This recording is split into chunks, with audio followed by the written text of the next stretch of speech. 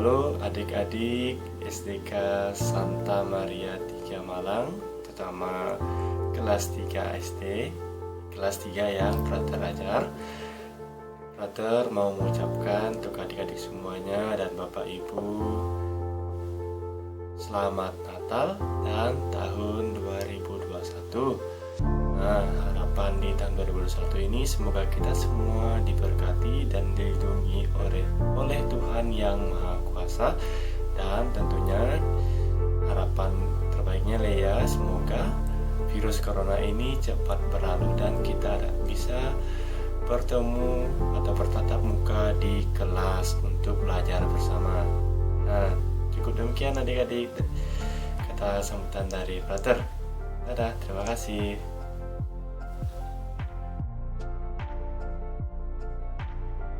Adik-adik semuanya, sebelum kita memulai pelajaran pada pagi hari ini, alangkah baiknya kita mempersiapkan hati kita, mempersiapkan diri untuk berdoa. Mari kita berdoa bersama-sama dalam nama Bapa dan Putra dan Roh Kudus. Amin.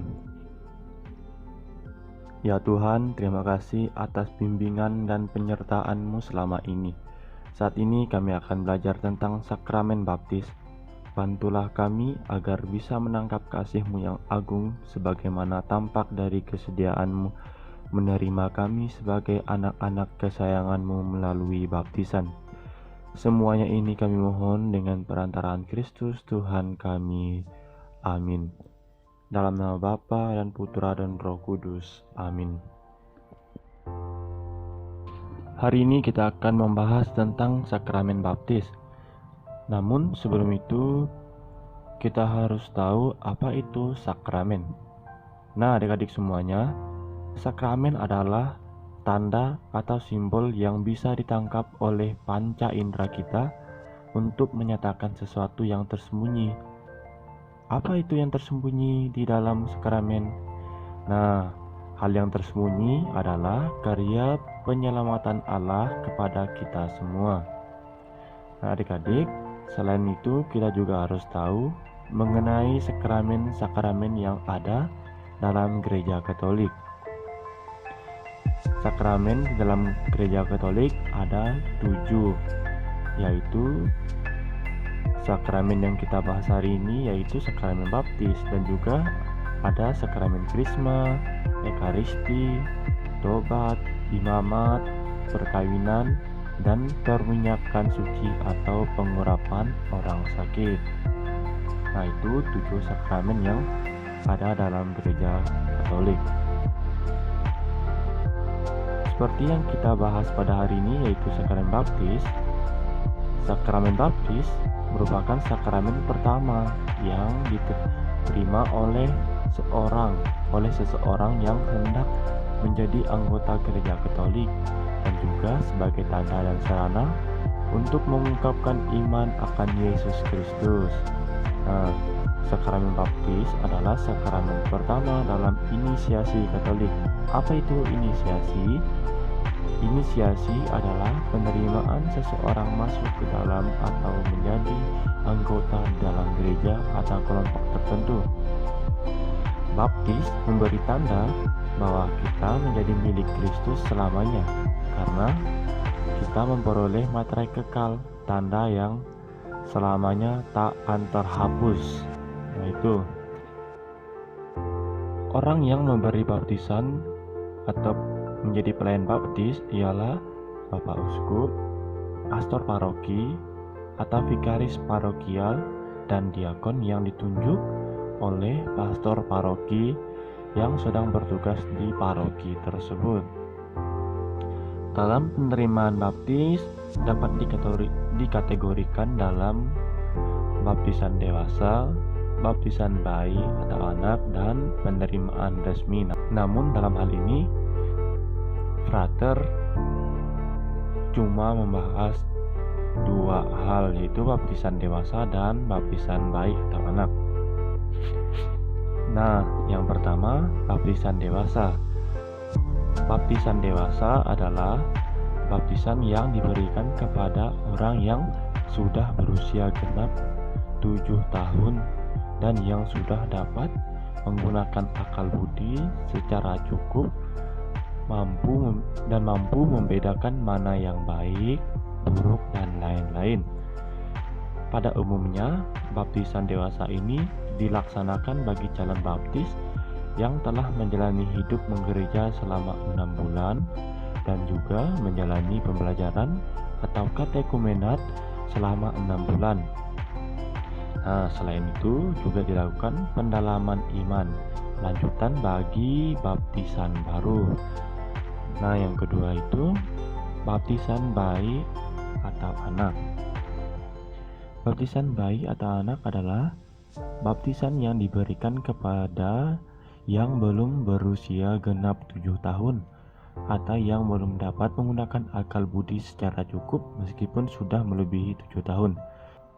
Dalam hal ini, yang diberi pelajaran adalah orang tua atau wali baptis mengenai makna sakramen baptis dan hak serta kewajiban yang melekat pada baptisan tersebut. Orang tua juga dianjurkan untuk mengaku dosa sebelum perayaan pembaptisan anaknya. Nah, dalam proses pembaptisan, adik-adik juga perlu mengetahui bahwa ada serangkaian tata cara yang harus diikuti dan semuanya itu merupakan simbol-simbol, baik benda-benda yang dipergunakan maupun kata-kata yang diucapkan adalah simbol. Nah, sebelum pelaksanaan upacara atau upacara baptisan didahului dengan pengucapan janji baptis. Nah, bagaimana dengan yang masih bayi atau anak? Nah, untuk baptisan bayi atau anak, yang mengucapkan janji baptis ialah orang tua bayi atau wali untuk mewakili atau mengucapkan janji baptisnya. Nah, ini adik-adik bisa baca sendiri gambar yang brother tampilkan ini.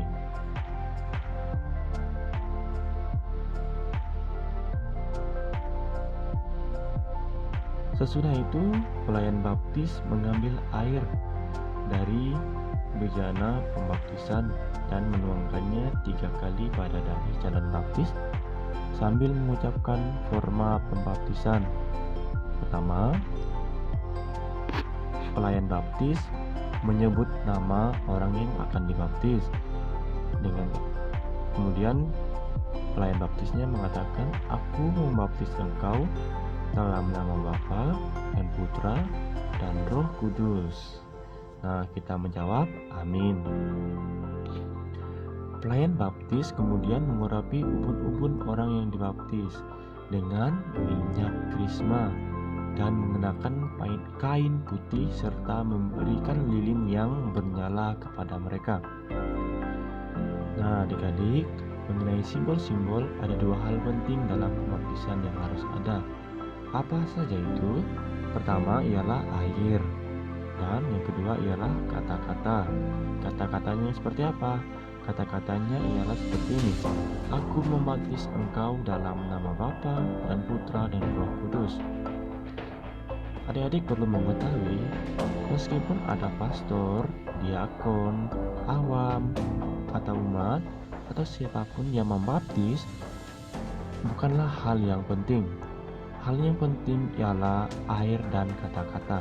Tanpa air dan kata-kata tersebut, baptisan tidak bisa dilakukan. Nah, kemudian adik-adik juga perlu mengetahui, pada umumnya ada beberapa sarana yang diperlukan dalam upacara pembaptisan. Pertama, air. Loh, kok air? Ya, kita perlu mengetahui makna air dalam sakramen baptis. Gereja Katolik mengimani 3 makna air. Yang pertama, air itu dapat memberi kehidupan. Kedua, air itu membersihkan. Yang ketiga, air itu memusnahkan dosa dan kejahatan. Nah, contohnya seperti peristiwa Nabi Nuh. Tidak harus air kolam renang atau air sungai Yordan, dan tentunya tidak boleh air teh atau air kopi. Itu bertentangan dengan lambang Tuhan yang membersihkan. tapi yang penting air suci atau air bersih yang bergerak dinamis. Karena seperti yang Frater katakan, air bersih merupakan lambang pembersihan yang membersihkan dan yang menyucikan hidup manusia. Nah, yang kedua ialah kata-kata. Nah, seperti yang Frater katakan di awal, kata-kata yang harus diucapkan oleh pembaptis ialah, "Aku membaptis kamu dalam nama Bapa dan Putra dan Roh Kudus." Nah, adik-adik, kata-kata ini merupakan sebagai bentuk dari pernyataan iman kita kepada Yesus Kristus. Nah, yang tidak kalah penting lagi ialah nama baptis kamu atau nama baptis adik-adik semuanya. Nama baptis sebenarnya mau mengingatkan orang yang dibaptis bahwa ia tergabung dengan Kristus sebagai anggotanya dan ia didorong untuk hidup sesuai dengan panggilannya sebagai anak Allah, sebagaimana telah ditunjukkan oleh teladan orang kudus yang namanya diambil melalui pembaptisan itu. Singkatnya ialah nama baptis ini sebagai lambang kesediaan menjadi pengikut Kristus seperti tokoh yang namanya dipilih. Contohnya nama baptis yang sering digunakan oleh umat Katolik: Teresia, Veronica, Agustinus, Agustina, Vincentius, terus Benedictus, dan lain-lain. Nanti adik-adik bisa lihat sendiri atau tanya kepada orang tua, apa nama baptis aku. Nah, yang keempat itu kain putih.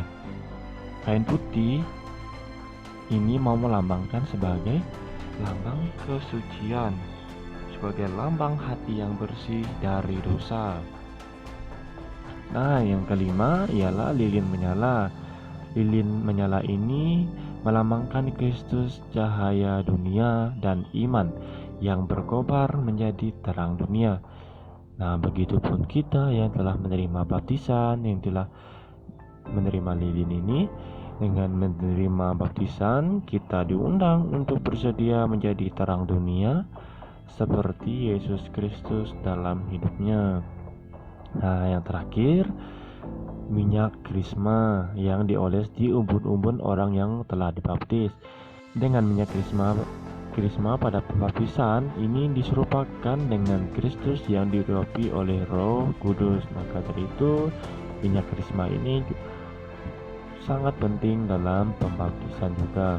Nah, adik-adik, dari semua yang telah kita pelajari tentang sakramen baptis, Frater mau mengatakan bahwa rahmat baptisan dan panggilan hidup orang yang dibaptis, atau singkatnya semua orang yang dibaptis, diangkat menjadi anak-anak Allah, dibebaskan dari dosa-dosanya dan menjadi pengikut Kristus. Tentu kita sudah menerima baptisan memiliki tugas. Tugasnya adalah bersama Kristus mewartakan karya keselamatan dan belas kasih Allah kepada umat manusia, mewujudkan masyarakat yang damai sejahtera seturut kehendak Allah. Nah, adik-adik terkasih, demikian materi sakramen baptis kita pada hari ini.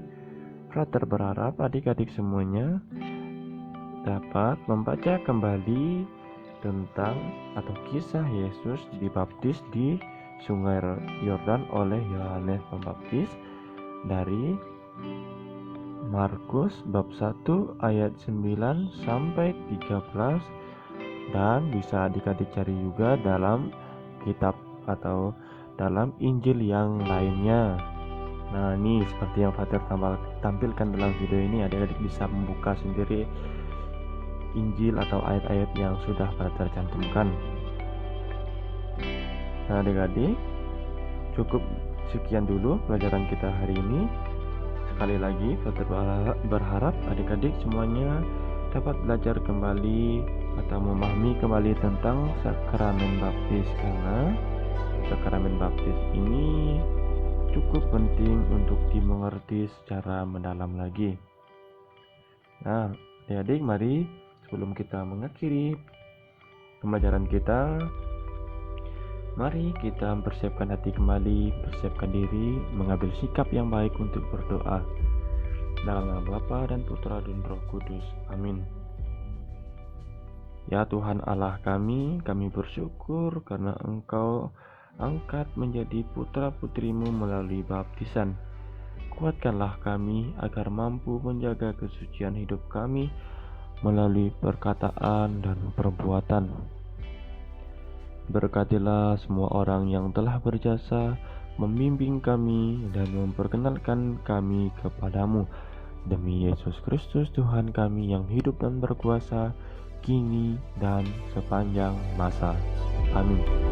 Dalam nama Bapa dan Putra dan Roh Kudus. Amin. Adik-adik semuanya, sampai jumpa di pembelajaran berikutnya.